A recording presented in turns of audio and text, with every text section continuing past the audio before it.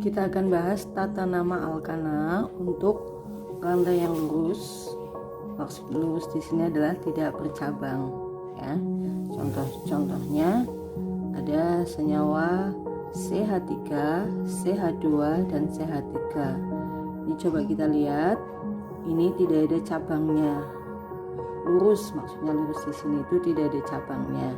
Untuk memberikan namanya, tinggal menghitung jumlah atom C-nya saja, kemudian diawali dengan N. Di sini C-nya ada berapa? 1, 2, 3. Kalau 3 berarti masih ingat apa namanya? Propana. Kemudian depannya diawali dengan N. N propana. N di sini maksudnya normal propana. Kemudian kita masuk contoh yang kedua. Ini ada senyawa yang sekilas kita lihat nampak ada cabangnya, ya kan? Tetapi kalau kita perhatikan betul itu bukan cabang, tetapi hanya berkelok-kelok saja. Coba dilihat nih, ya kan? Ini lurus ke sini, kemudian belok ke sini, belok lagi. Nah, coba mana cabangnya? Kan nggak ada. Nah, yang seperti ini namanya rantai lurus. Maksudnya tidak mempunyai cabang. Untuk tata namanya tinggal menghitung jumlah atom C-nya 1, 2, 3, 4, 5. Masih ingat kalau 5 apa namanya? Pentana.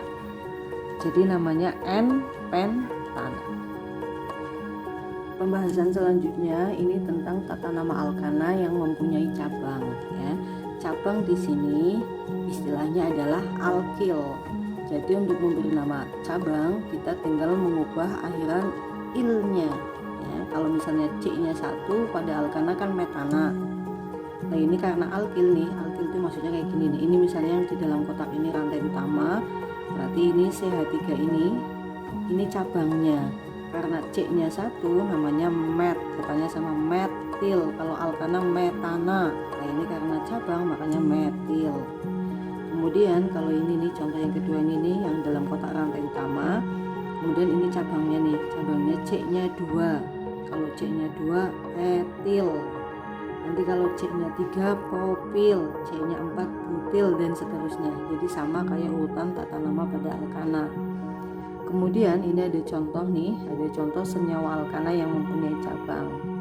Untuk mengerjakan atau memberikan nama pada senyawa ini, ikuti langkah-langkah yang sudah dijelaskan dari awal.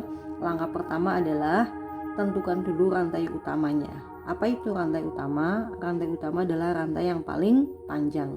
Jadi langkah pertama, tentukan dulu rantai utama atau rantai yang terpanjang. Kita cari dari ujung ke ujung mana yang terpanjang. Ini kita lihat ujung sini ke ujung bawah sini, coba kita hitung 1, 2, 3, 4, 5. Ingat-ingat 5. Kemudian kalau kita lihat ujung ke sini 1, 2, 3, 4, 5. Sama-sama 5.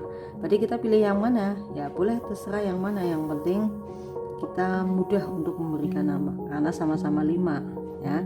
Selanjutnya kita kotaki. Kenapa dikotaki? Supaya kita bisa membedakan mana yang rantai utama dan mana yang cabang. Yang dikotaki saya tulis ini namanya rantai utama. Berarti yang tidak diberikan kotak kayak ini nih, CH3 ini, berarti ini dia yang namanya cabang atau alkil. Alkil karena sini C-nya 1, berarti yang ini namanya metil.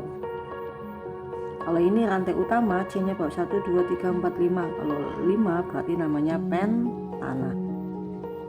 Nah, itu menentukan rantai utama.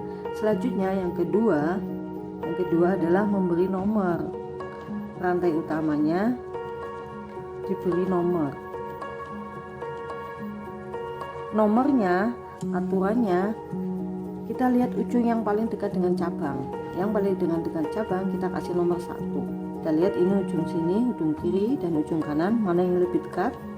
Karena alkilnya lebih dekat ke kanan, maka ini kan lebih dekat, maka C ujung yang kanan ini kita beri nomor 1. Saya kasih nomor tapi di luar kotak, ya.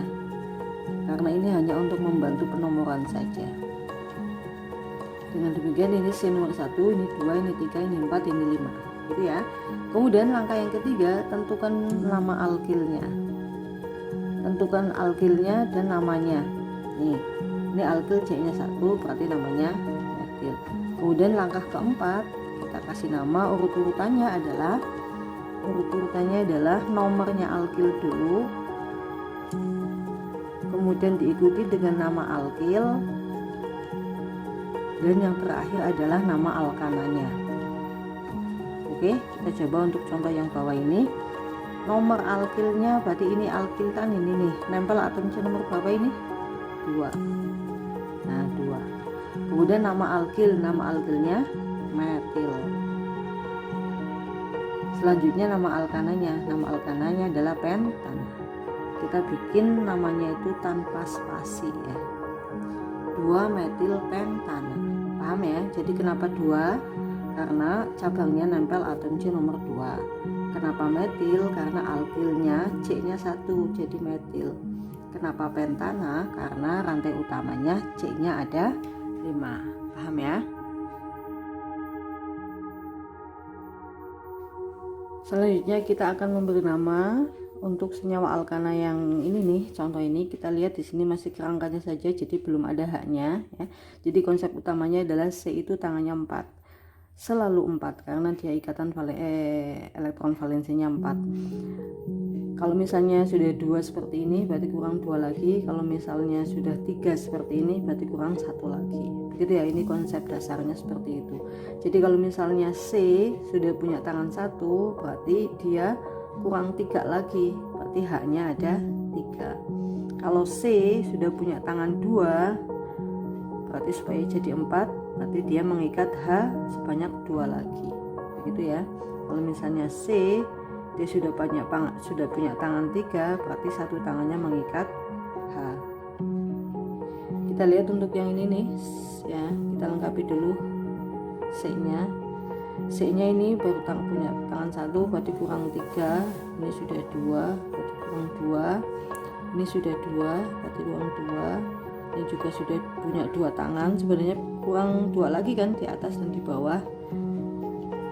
Yang di atas dan di bawah ini mengikat H, ini berarti kurang 1, ini 2, ini 3, ini sudah punya tangan 2 berarti kurang 2 lagi. Nah, C yang ini dia sudah punya tangan 1 berarti kurang 3 lagi. Begini ya, jadi bentuk lengkapnya seperti ini karena ini senyawa hidrokarbon, jadi tersusun atas hidrogen dan karbon. Selanjutnya untuk memberi nama, kita tinggal menghitung jumlah atom C-nya yang paling panjang dulu untuk menentukan rantai utamanya. Kita lihat di sini ujungnya, ini ujung harus dicari semua yang terpanjang dari ujung ke ujung. Coba kita lihat dari ujung sini ke ujung sini ya, berapa? 1, 2, 3, 4, 5, 6, 7.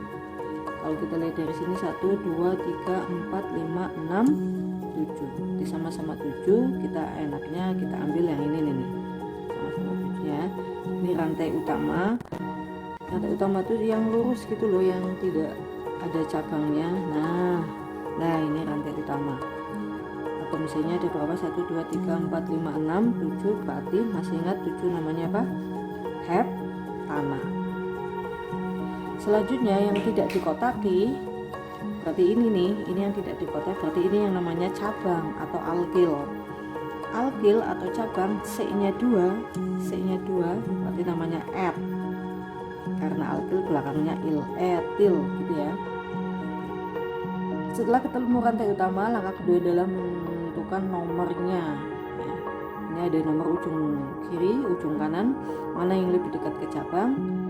Nah, yang kiri lebih dekat ke cabang, maka penomorannya dimulai dari atom C yang ada di sebelah kiri ini. 1, 2, 3, 4, 5, 6, 7. Berarti etilnya nempel atom C nomor 3 etil. Selanjutnya ini nama alkananya heptana. 3 etil heptana. Kita lihat lagi contoh untuk senyawa karbon yang ini. Kita lihat ada 2 cabang di sini ya. Tetap langkah 1 kita cari rantai utamanya. Rantai utamanya adalah ini yang paling panjang nih, kita lihat ya. Nah, kemudian ada 2 cabang, hati-hati. Kalau kita mencari cabang, lihatnya ininya ikatannya, bukan C-nya. Kalau C-nya kan 2 memang ya. C-nya 2. Tapi kalau cabangnya kan berarti ini cabang yang ini, berarti ini cabang yang pertama. Kemudian ini cabang yang ini, Ini berarti cabang yang kedua. Berarti ada 2 cabang. Selanjutnya dikasih nomor rantai utamanya. Yang lebih dekat ke cabang dikasih nomor 1. Ini 1, 2, 3, 4, 5. Cabang C nya 1, ini metil. Ini juga metil.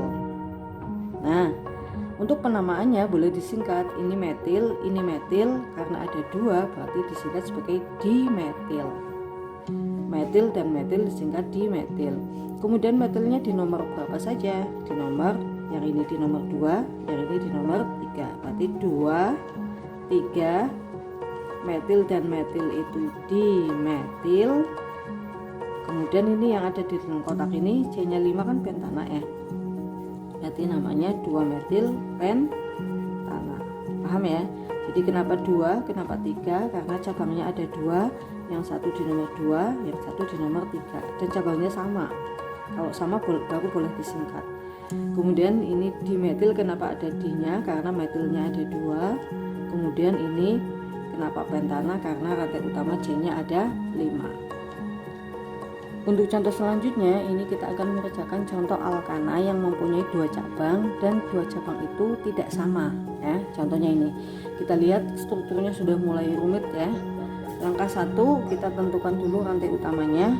Kita cari ujung ke ujung. Ini ujung sini ke ujung sini, coba ya. 1, 2, 3, 4, 5, 6. Kita lihat ujung ini ke ujung ini.